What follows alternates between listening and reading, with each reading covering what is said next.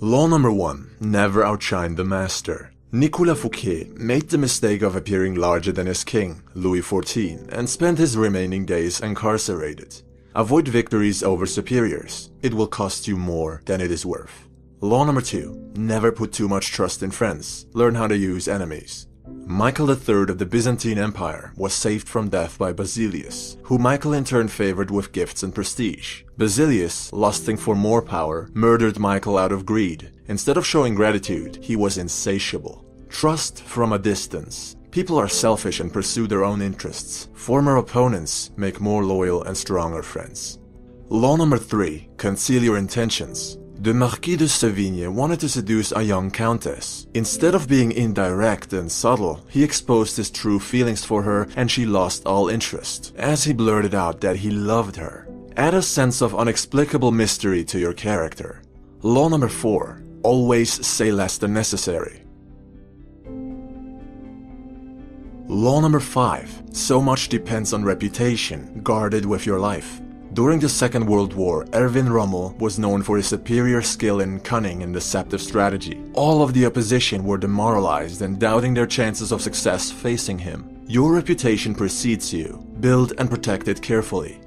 Law number 6. Court attention at all cost. Pablo Picasso would not allow himself to fade into the background. He would rather paint something out of the ordinary and ugly than be forgotten. All publicity is good publicity. Don't let yourself become one of many. Law number 7. Get others to do the work for you. Thomas Edison wasn't much of a scientist, but a businessman. He would capitalize on Nikola Tesla's genius and garner all the credit. Hire talents capable of doing what you can't. Law number 8. Make other people come to you. Use bait if necessary. When I have laid bait for deer, I don't shoot at the first doe that comes to sniff, but wait until the whole herd has gathered round. Otto von Bismarck. Force your opponent to react to your moves. Law number 9. Win through your actions, not through argument. Mucianus needed strong ships. Without guarding his tongue, his engineer argued that a different type than the one Mucianus preferred would be much better for conquest. Despite being right, the engineer was sentenced to death. Don't argue with authorities. Agree and suggest an alternative, then demonstrate. Law number 10. Infection. Avoid the unhappy and unlucky. Lola Montes brought down the king of Bavaria and his whole kingdom by seducing him. Her lust for destruction and chaos was insatiable. Countless lives perished because of her nature. Cut off the fire starters. Try to help them instead and you will burn alongside them. Law number 11. Learn to keep people dependent on you. Otto von Bismarck led the king's hand in uniting a mighty Prussia. None other than Bismarck was able to do so. He proved himself to be an indispensable asset and had his strong position secured. Be the only one who can do what you do or see yourself replaced in fear sooner or later. Law number 12. Use selective honesty to disarm your victim. Count Victor Lustig was going to double Al Capone's $50,000. Instead of running with the money, he gave it all back to Capone, who thought he was being played by a con artist. Capone gave Lustig the $5,000 simply to help the honest man. Tell the truth to gain your opponent's trust. Be honest when expected to be dishonest, to throw your opponent off guard. Law number 4. Always say less than necessary. Due to his unpredictability, Louis XIV would have his courtiers tremble in fear when delivering bad news. He would say, "I shall see." Have them leave the room and either take action or decide to do nothing about the issue, but always with an intimidating silence. Only speak when you have something meaningful to say. Actions speak louder than words. Law number 13. Asking for help appealed to people's self-interest. In 433 BC, the Athenians found themselves in a favorable position.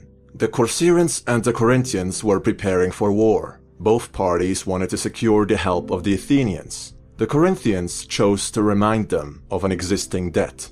The Corcyraeans, on the other hand, spoke only of mutual interests, the combined force of their navy directed at Sparta, the Athenians allied with the Corcyraeans. In sales of any kind, pragmatic arguments will always trump emotional appeals. The past does not matter. Don't count on loyalty. Aim for win-win deals.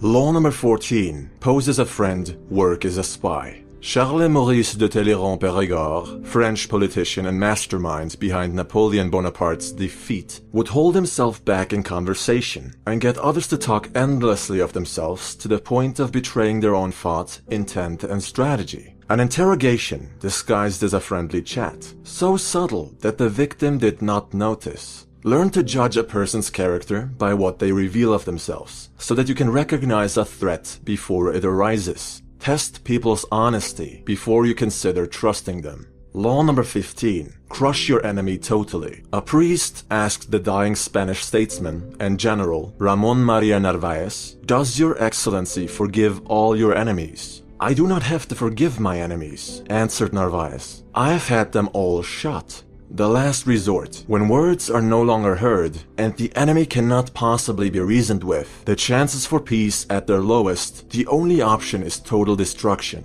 Merely wound the enemy, he will recover and show no mercy in turn. Law number 16. Use absence to increase respect and honor. A man said to a dervish, "Why do I not see you more often?" The dervish replied, "Because the words, 'Why have you not been to see me?' are sweeter to my ear than the words, 'Why have you come again?'" Molayami, quoted in Idries Shah's Caravan of Dreams, 1968. Give people time to miss you by robbing them of your presence. It's when we lose something that we discover how valuable it had been to us. On your return, you will be appreciated all the more. Law number 17. Cultivate an air of unpredictability.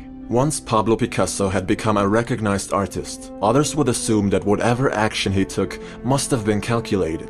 The art dealer Paul Rosenberg was confused when one day Picasso told him they would no longer work together. Rosenberg couldn't find out why and offered him a much better deal. The unpredictable is terrifying. When you don't know what to expect, you cannot prepare properly. You can't devise a clever plan because you're in the dark. Put others in such a position when negotiating. Law number 18. Isolation is dangerous. The more you are isolated, the easier it is to deceive you. You lose touch with reality. When someone is urging you to cut friends and family out of your life, realize that they want to control and influence you all by themselves. Whether they do this consciously or unconsciously, it is malicious. Be careful in cutting yourself off from others for too long. Introverted or not, you may cause yourself great harm psychologically by pushing others away from you. Law number 19. Do not offend the wrong person.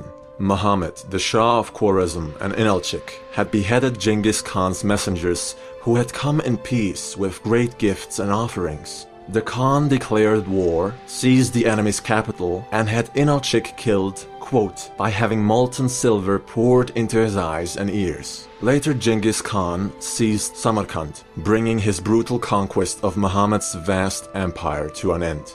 What would have become of Adolf Hitler had he been given the chance of becoming an artist? Perhaps history would be very different. Avoid insulting others. You do not know who you are dealing with. Even though we live in a time where everyone is offended, and the level of political correctness borders on absolute madness. Law number 20. Do not commit to anyone. Alcibiades, Greek soldier and statesman, found himself courted by the Athenians and the Spartans because he had influence on the Persians, and honored by the Persians because he had influence over the Greek city-states. Instead of committing to one side, he played all of them in his favor. Committing to someone is like handing yourself over to them. It means more obligations and less control. Law number 21. Play a sucker to catch a sucker. Socrates said, "The only true wisdom is in knowing you know nothing." He didn't actually believe of himself that he did not know anything. It was his way of disarming people. Sometimes you have to play dumb so that the other lets his guard down. Being openly smart is foolish. Being openly foolish is smart. Law number 22. Surrender tactic. Transform weakness into power. The Melians were prompted to surrender, but declined the Athenians' offer. Despite their alliance, the Spartans did not come to the rescue. Melos was conquered and their population slaughtered and sold into slavery. To quote Cardinal de Retz, "Weak people never give way when they ought to. Avoid weakness, but when you find yourself in a weak spot, choose to fight another day. You will lose the current battle, but the war is not over."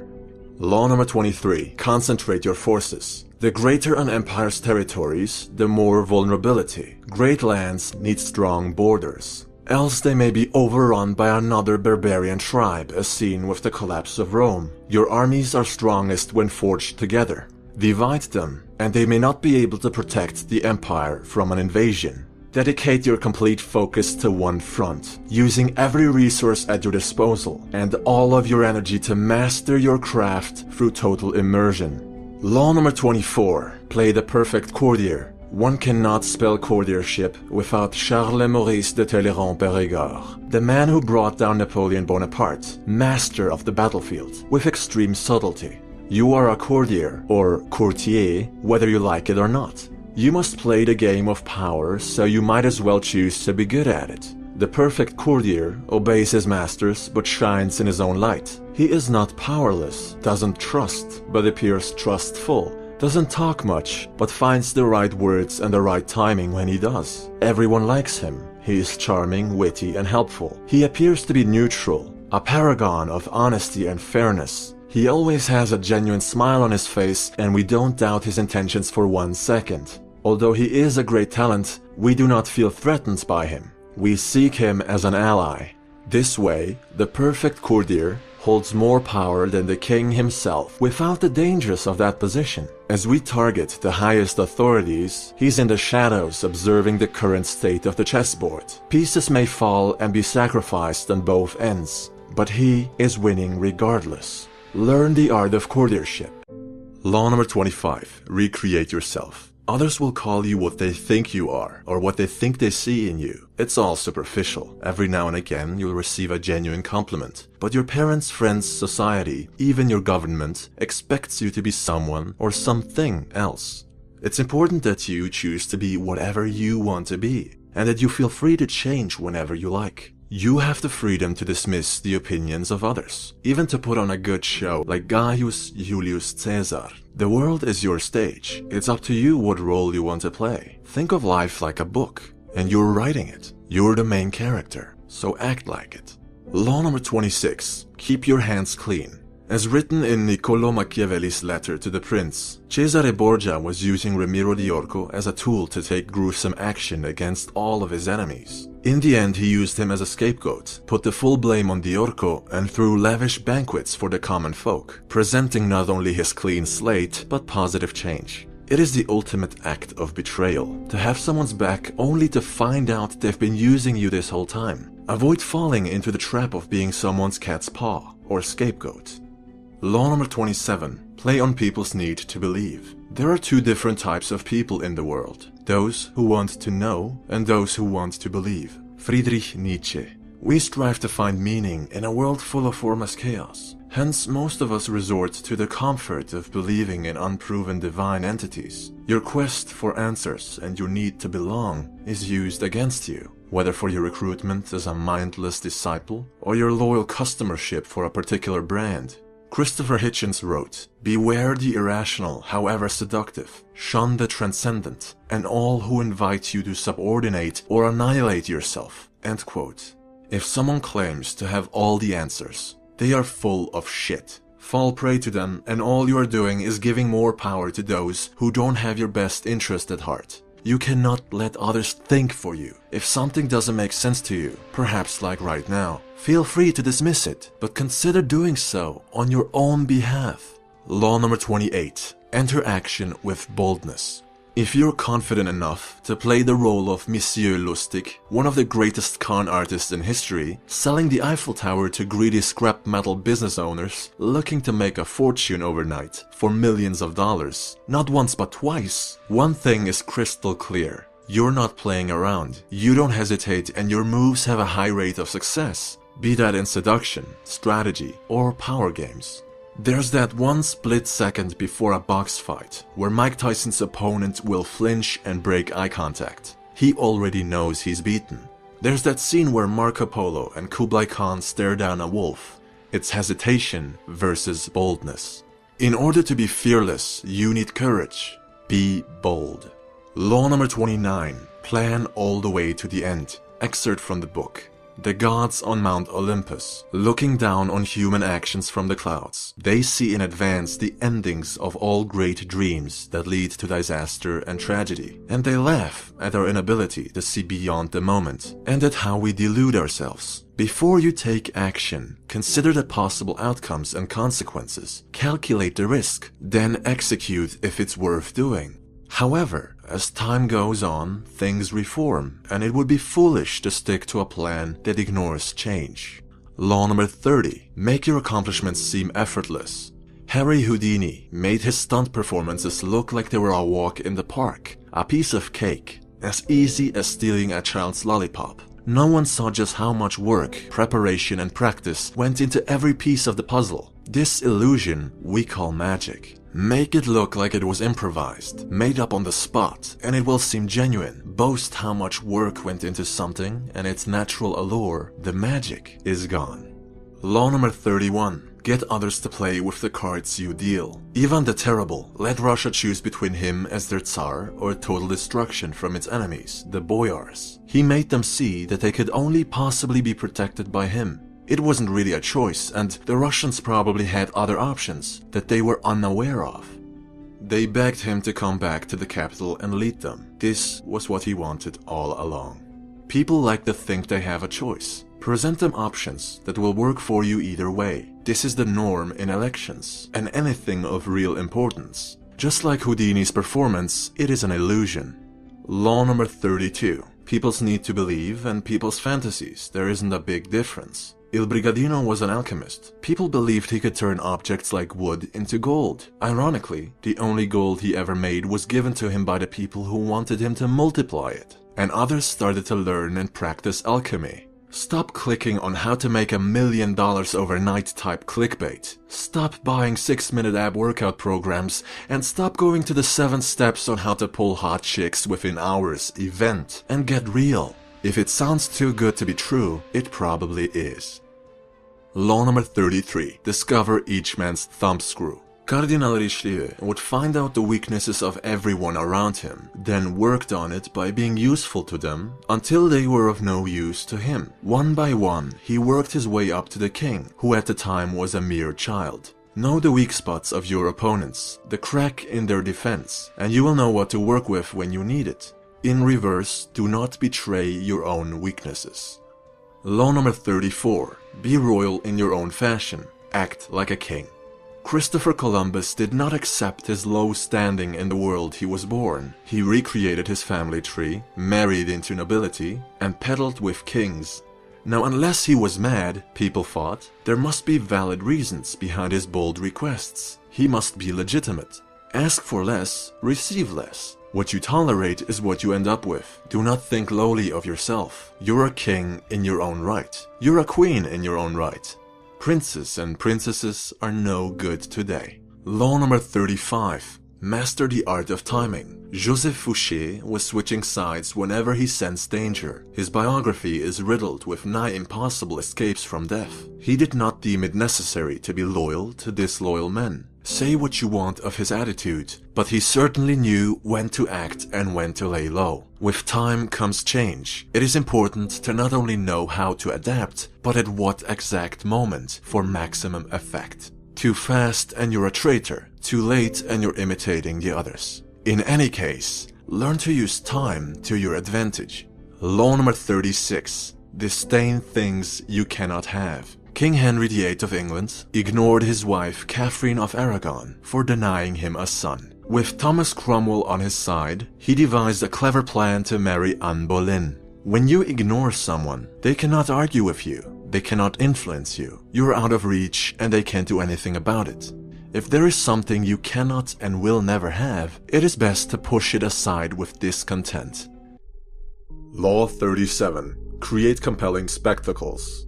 Dr. Weisleder healed his patients with the mere energy of moonlight. Why was this obvious scam so successful? Well, people didn't have the internet back then, but they also believed it was too spectacular to be fraud. The grandiosity, the associated status, rich and famous personalities were waiting in line to be healed and healed again. Using symbols as powerful as the moon and the very absence of explanation let people fill in the logical gaps all by themselves. If everyone believes it, it must be true. Mark Twain wrote, "Whenever you find yourself on the side of the majority, it is time to pause and reflect." Law 38. Think as you like, but behave like others. 478 BC, the fearless and experienced warrior Pausanias and his Greek troops captured part of the Persian Empire. Being the overseer of these lands went to his head, and he began acting rather strangely, even for Pausanias. He spoke ill of his own people. Feeling and showing superiority breeds hate. His god complex and constant need to stand out had him killed in the end. You want to fit in, whether you share common beliefs or not. Being better or different in any way just causes trouble through other people's envy and disdain. They'll ostracize you from the group and slander your reputation. How much money do you make? About 70% of whatever they make. Law 39. Stir up waters to catch fish. This is the good old lay a trap with bait and wait. Monkey see, monkey do. The spider web. Mice desire cheese so much, they won't even see the obvious construction around it. When you know your enemies and their weaknesses, you know what they react to, and you use this knowledge against them. Create a false alarm. They'll make a run to save what they hold so dearly and weaken themselves by exposing their flank. That's where you hit them. That's certainly where they will hit you if you fall for it. Keep yourself from being reactive. All that rage, blinding emotions, fear, desire, it makes you predictable and it makes you weak. Don't be impulsive. Law 40. Despise the free lunch. Louis XIV had an eagle eye for the strategic power of money. He would gift paintings of great value to people who didn't like him very much, until then. This way, he got nobility, the keys to power, on his side. At the same time, he increased operational costs for the aristocrats who wanted him gone.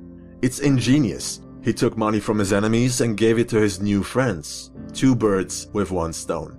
This is one of my favorite laws because it states that cheap misers miss out on opportunities. It pays to be generous, and it pays not to accept free gifts. What is the return of investment on paying for someone's coffee? You sit down at Starbucks with an influential, connected, and experienced entrepreneur. You get to talk to him for 10 minutes, ask his advice, learn from his mistakes. I don't care if the coffee costs $50, I'm paying because there is a lot of upside. Law 41. Avoid stepping into a great man's shoes. Alexander the Great's father had set the standard of achievement very high. Alexander wasn't going to be content in his father's shadow. He wasn't going to rest on his father's and later on his own laurels. When Alexander saw the breadth of his domain, he wept, for there were no more worlds to conquer. Now, imagine if Alexander the Great had had a son who wanted to be a conqueror. That he would pale in comparison is an understatement. Not a soul would have attributed his success to him, for he'd achieve everything on the shoulders of his father. Don't make it your life's task to be better at being someone else. Instead, go your own way. Unapologetically, be your best self. Law 42. Strike the shepherd and the sheep will scatter. When the tree falls, the monkeys scatter. Cut the snake at the head. What is an army without its generals? Without leadership? Whole empires have been secured off of conscientious leaders with iron willpower and vision. Take them away, and much like Alexander's empire after his death, they break apart and crumble, turning on each other, defecting and deserting. Often the glue that sticks everything together consists of a few key people at the top in any kind of organization, any kind of social group or hierarchy. Do with this information what you will. Law 43. Work on the heart and mind of others. October of 1793, the French Revolution declared the end of the monarchy. Marie Antoinette knelt at the guillotine, for she never cared about the people's opinion of her as their queen. She thought herself above the common folk. Pampered and disgustingly narcissistic, she paid the price, never learning from her mistakes. You should influence people and win friends, as Dale Carnegie suggests. It is more than beneficial to be recognized for your kindness and helpful demeanor. Be agreeable or face the consequences of being indifferent. Be humble or be humbled. Law 44. Disarm and infuriate with the mirror effect. Alcibiades charmed the Athenians, got accused of profaning sacred statues and fled. Then charmed the Spartans, impregnated the king's wife and fled. Then charmed the Persians and helped Athens win their war against Sparta. They welcomed him back with open arms. Wherever Alcibiades went, whoever he had to deal with, he would leave behind his own values and appear to share the values of his victims. No one could resist a man who not only concurred with them, but also admired their ways of living, seeming to be one of their own. You like people who like you, who are like you. Match people's energy, speak their language, eat their food, find common grounds, and even envious people will drop their preconceived notions about you. Law 45. Preach change, but never reform quickly. Change is imperative, but human beings love the comfort familiarity provides. The unknown, disorder, and chaos are very disruptive and undesirable to us, even when it is for the better. Hence, we need small, incremental changes that build over a long period of time, allowing everyone to adjust at a comfortable pace.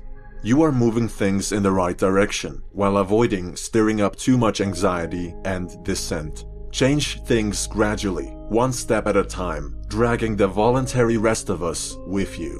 Law 46. Never appear too perfect. It takes great talent and skill to conceal one's talent and skill. La Rochefoucauld. If you have been paying attention, you will have noticed that a lot of these power plays revolve around the master and the student or slave, domination and submission, superiority or authority and inferiority, ego, pride, arrogance, and envy, jealousy, hatred. It's a very vicious and ultimately destructive cycle. Everyone wants to be the king. No one wants to be the pawn. Me, I don't want to be a pawn, but I don't want to be the king either. I don't want to envy nor be envied. I want to be the faceless man behind the throne. I don't want to be on the chessboard. I don't want to be a visible target, but I still want to win at the game of power, no matter what side loses. Law 47. In victory, learn when to stop. In 1751, Madame de Pompadour found herself unable to satisfy Louis XV's lust. To hold on to her privileged position, she arranged younger, prettier women to keep the king happy. This was a loss, for she had to swallow her pride and share Louis with others. They, however, could not compete with her charm, talents, taste, and flawless sense for fashion. Her reign as mistress had lasted an unprecedented 20 years. Don't push too far or you risk losing it all. Know when to take a loss and move on. Law 48. Assume formlessness. The Spartans, the most powerful infantry the world had ever seen at the time, lost the war with Athens, for they were outnumbered and unwilling to change their views. They did not adapt to circumstance. They did not build walls. They did not want to conquer new lands, nor engage in trade, for gold gave rise to corruption. Meanwhile, Athens was thriving through constant reform. Sparta fell behind and collapsed. Don't fight change. When you catch yourself in the futile attempt to resist a new order, remind yourself that you not only missed the opportunity to predict it, but to adapt to it in time. You have to be anti-fragile. As Bruce Lee said, and this is the closing statement, you must be shapeless, formless, like water. When you pour water in a cup, it becomes the cup. When you pour water in a bottle, it becomes the bottle. When you pour water in a teapot, it becomes the teapot. Water can drip and it can crash.